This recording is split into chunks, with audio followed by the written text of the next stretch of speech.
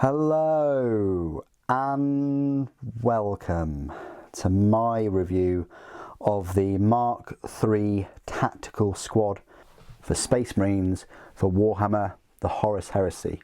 One of these kits will cost you £45 and consists of 368 plastic components. Can you believe it? 300! It's over 300 for £45. That's incredible. It's the cheapest set out of the three.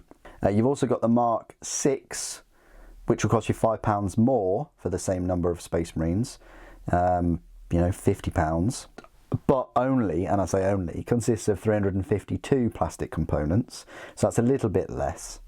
And the Mk.IV Tactical Squad, which again costs a little bit more at 50, but again consists of fewer parts, 344. The thing is, they're all about 350 plastic components. It's just that with this Mk.III set, you get more for less, which is unheard of. They could have priced this at £50 and people probably still would have bought it. I honestly don't know why they didn't price it at 50.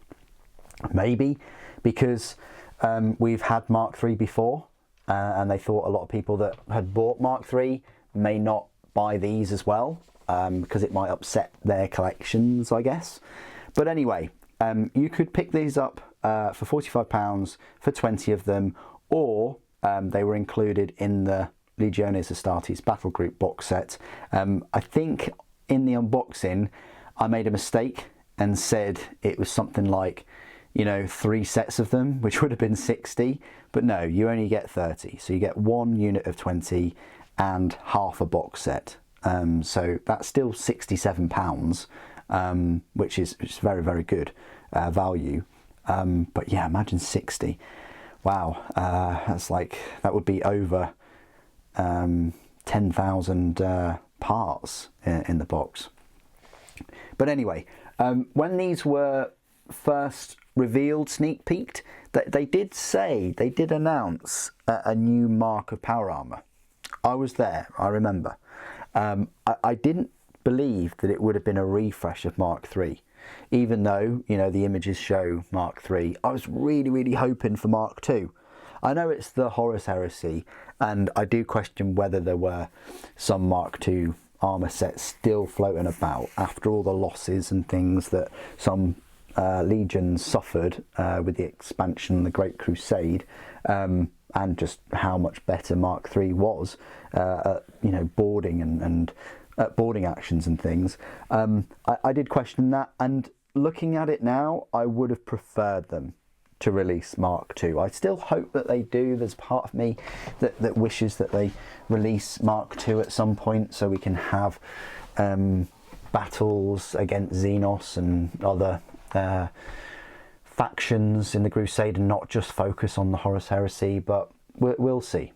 Anyway, we got these. I don't know whether we needed them. I would have again put Mk.II at the top, then even a refresh of Mk.IV. Because Mk.IV are very, very small. They're similar size, if not a bit smaller than the Mk.VIII, but I'll go through some size comparisons later on with all of them. The format of this review, because I've gone on for a fair bit already, is I will look at these miniatures up close, I'll talk about them a bit more, then we'll go through all of those spare parts, of which there are probably about 300, and then I'll go through the size comparisons with all the other Space Marines and other Horus Heresy minis, and then we will go through all the rules for just a normal tactical squad. The thing is with Horus Heresy, it doesn't matter what armour they're in, Mk.III, Mk.IV, Mk.VI, whatever, it's all the same rules for them, which is great. The one thing I hope to see though with these Mk.III are breacher squads. Now that they've got the kit in plastic, I'd like to see them bring them out.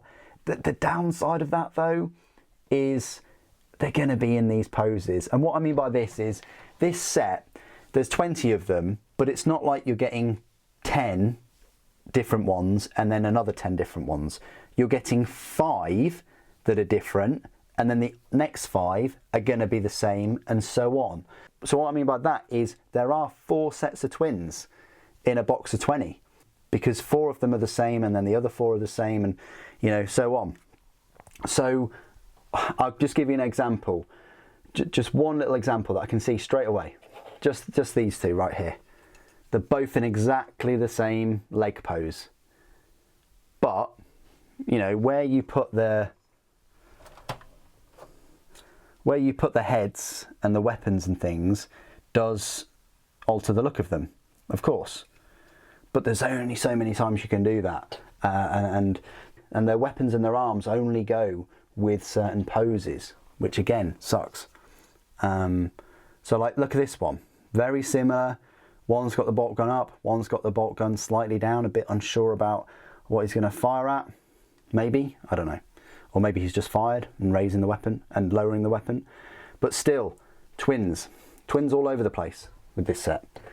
I don't know whether that's the same for the Mk.VI and Mk.IVs, I can't remember. The sergeant, or whatever, is in an odd pose. And according to the instructions, you can only have him like this. I say ignore them. Have your sergeant with legs, spread it out or something, instead of this pose. This pose looks a bit odd. I probably will pick up another set at some point and have the power fist or something instead. But yeah, that's the sergeant in this set. I think the other sergeants in the other Mark sets look better. Here's the Nuncio Vox, I think it is. I like the sort of striding forward poses, they're quite cool. The helmets as well, very, very Death Guard, but I don't think they're as stocky as Death Guard. I think their heads are too small. The rest of the proportions are fine. Their legs are a bit thin, I feel, and the shoulder pauldrons aren't flared enough, and there's not as much detail on the power plant. The power plant isn't as kind of obtuse, to use that word. There's not a huge contrast with that power plant. It's still better to put together than the power plants of the old Mk.III. But anyway, yeah, so you can have them in a number of looks with their heads and but like I say, the arms only go with certain ones. But maybe in the next set I'll probably mix and match and just see if they fit with the others. And these poses then spill over to the assault units as well, or the support units. So that's all the 20 Space Marines that you get. Let's go into the spare parts, of which are right here. So you've got everything here from power fists, lightning claws, power swords. I've got some spare bolters because these are all the spare parts from the full 30. The other 10 I've built as rotary cannons and plasma guns, so that gives you an idea of what spare parts I would have left. I've got a few of these extra. I wondered what they were. I think they were tassets, but they're not. They're actually gauntlet protectors. I think they sort of go over there for the heavy weapons, which is quite cool. Well, for the heavy bolters, I don't think they go on the rotary cannons. You've got these plumes. You've got loads of grenades, loads of bayonets, pouches, helmetless heads, which is cool. Different arms, holsters, a melter grenade. So you're getting a lot of spare parts, Nuncio Voxes, Vexillas, you name it. You're getting a lot there that you can use on your Mk.VIs, I would say, or even your current Mk.IIIs if you've still got some of the old ones, especially the heads too, if you wanted to use them. So a lot of spare parts there that will go into my Horus Heresy bits box and will be reused. So that's the spare parts done. What about size comparisons? Well, first of all, let's just compare it to the other Horus Heresy Space Marines, specifically Mk.III first of all. you know, there were some size comparisons between Mk.VIs not that long ago, and they were the same size as Mk.VI. Some people forget that the old Mk.IIIs are also the same size as the Mk.VIs. So that means that the new Mk.IIIs are the same size as the old ones, which they are. The proportions are different, you know. The legs look a bit thinner, a bit longer. The chest looks a bit longer. The heads look way smaller. The power plants, again, are thicker, are bigger, but hit-wise they're the same. If you're going to use these new Mk.IIIs with the old Mk.IIIs, you're not going to see that much of a difference. You know, the old Mk.IIIs look a bit stockier.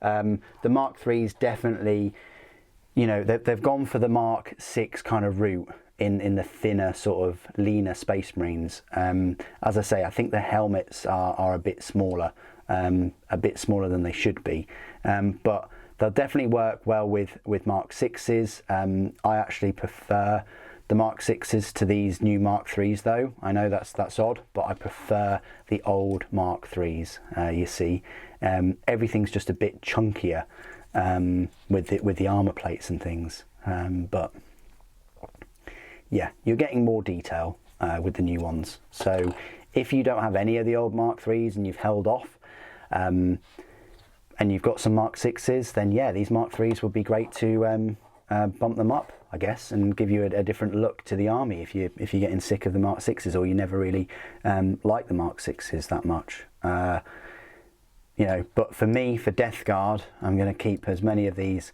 around as possible. But for Dark Angels, yeah, I can see these becoming a bit of a gateway, possibly. Then we've got the Mk.IVs, the poor old Mk.IVs, which have always been like a head and shoulders below the Mk.IIIs, the old Mk.IIIs. These compared to the new Mk.IIIs, wow. It's like comparing Space Marines with Primaris, because this is an old Mk.VIII Space Marine, and even the old Mk.VIII Space Marine is taller than the Mk.IV. It might just be the pose, I don't know. But comparing Primaris to a Space Marine, comparing new Mk.III to Mk.IV, it's a similar story. Are these Mk.III Primaris size? No, they're not. So it's an odd size place that we're in right now. I will be doing a Space Marine size kind of comparison video thing soon, probably ranking them up, maybe, or maybe even like that. Yeah, something like that. But I will be doing a separate video because somebody's already asked me to do a Space Marine like update size comparison video. So stay tuned to the channel, subscribe if you haven't already. I'm sure you'll find it useful. But anyway, moving back to the current size comparisons, yes, let's compare them to other new miniatures. So the other kit that you got in the set was the Deredio Dreadnought. It works quite well with them, I think. I think it works better with Mark 6s though. And then you also got a Land Raider in the set. This isn't the one from the set, but this is one I built a while ago. You can tell because of the dust. But that's pretty much the set, minus the 10 extra Mark 3s. Compared to the 40k miniatures, compared to like a Tempter Dreadnought maybe, similar size, and then similar size to the Deredio, and then some 40k miniatures as well. So we've got normal Mark 8, yeah, Mark 3 is taller, but yeah, as I've just shown, nowhere near as tall as the Primaris. And then Slight Marbo is up to the chest, I guess. So that's where they measure up. Final little comparison, just because it's right here, it's just with a Predator. You know, Predator would be a good kit to add to this force if you wanted to round it out. Maybe a Contemptor as well, possibly even a Rhino. You know, you could add a Rhino to the kit. Maybe you've got the Age of Darkness set from a year and a half ago. from almost a year and a half ago. Maybe you've got that set lying around that you've still got to build, or you built and you want to add these. It's a good set to add to that force, I think, because you're getting a Land Raider that isn't a Spartan, and you're getting 30 more Space Marines and the Deredio. Okay, so this is my part of the review where I will go through all of the rules for these Mk.III Space Marines. They're pretty much just a Legion tactical squad. If you're unfamiliar with Horus Heresy, then allow me to sort of introduce you to the fact that Space Marines in Horus Heresy come in a unit of 10, but you can increase them to a unit of 20. So you can have 20 Space Marines in a single unit. And one of the biggest changes to them compared to 40k is, of course, they can't have any like special weapons or heavy weapons in the unit. They are all equipped with these bolt guns.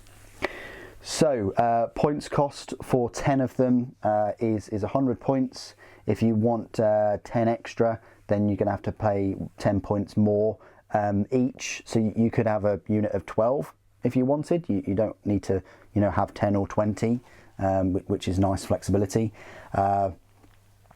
But of course that means that this unit here would be 200 points, plus there's a couple of extra options there. But let's go through the stat line then. Their movement is 7 inches, weapon skill, ballistic skill, strength and toughness are all 4, 1 wound, initiative 4, 1 attack, leadership 7 and a save of 3+. They do include 1 Legion Tactical Sergeant. His stat line is the same, except that he has 2 attacks and his leadership is better at 8. The unit type is a Legionary Infantry line, and the Sergeant is a character line. Their war gear is a bolter, a bolt pistol, power armour, frag grenades, crack grenades, and their special rules: Legiones Astartes, Fury of the Legion and Heart of the Legion. Dedicated transport.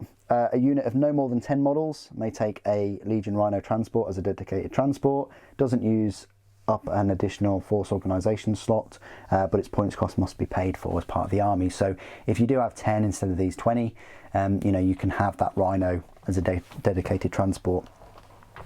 So the options that you can pay for: 1 Legionary may take a Nuncio Vox at 10 points, 1 may take an Augury Scanner at 10 points, 1 may take a Legion Vexilla at 10 points. Any model with a bolter can take a bayonet at 1 point each, or a chain bayonet at 2 points. It's important to know that this box set does not include chain bayonets. I think the old set did though. All legionaries in the unit may be given chainswords at 5 points per model. Again, you don't get any chainswords with this set, but you did with the old set.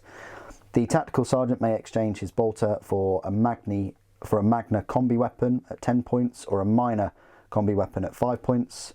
Sergeant may also take either a chainsword at 5 points, heavy chainsword at 10, power weapon at 10, which mine's equipped with, power fist at 10, power fist at 15, lightning claw at 10, and may also exchange his bolt pistol for a plasma pistol at 10, Volkite Serpenter for 5, hand flamer at 2, and may also exchange his power armour for artificer armour. Not sure why you'd do that, but you can have artificer armour for 10 points, and then you can also give the Sergeant melter bombs at 10 points as well. So the Sergeant is getting all of the nice shiny new kit there, and that's it for the Legion Tactical Squad. It's still a mainstay of a Space Marine army, whether you have 10 of them in a Rhino, or whether you have 20 of them slogging away through the battlefield and making use of their Fury of the Legion special rule, where if they've not moved or run during the movement phase, you can add 1 to the number of shots fired with a bolter. So that's one of the reasons why you would have many of them in a unit, as well as the survivability. Of course, the Heart of the Legion means that they'll get their Feel No Pain and Stubborn special rules if at least half the models are within 6 inches of an objective. So again, that's the main reason why you pick them, and it works a little bit different, obviously, than 40k. What do you guys think of these Mk.III? Please do put your thoughts and opinions below. Thank you for watching. The Emperor protects.